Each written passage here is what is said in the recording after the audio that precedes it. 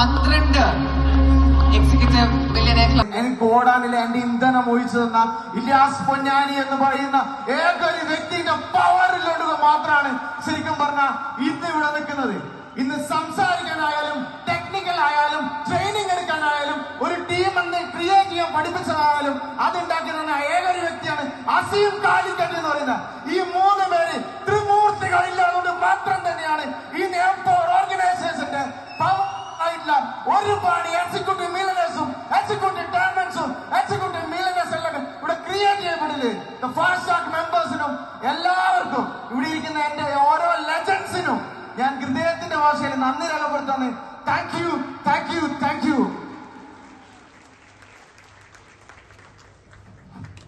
വാവ്, അടിപൊളിയായിട്ട് സംസാരിച്ച് നമ്മളെല്ലാം വീഴ്ത്തിക്കളയാണ് അല്ലെ. But what an inspiring speech.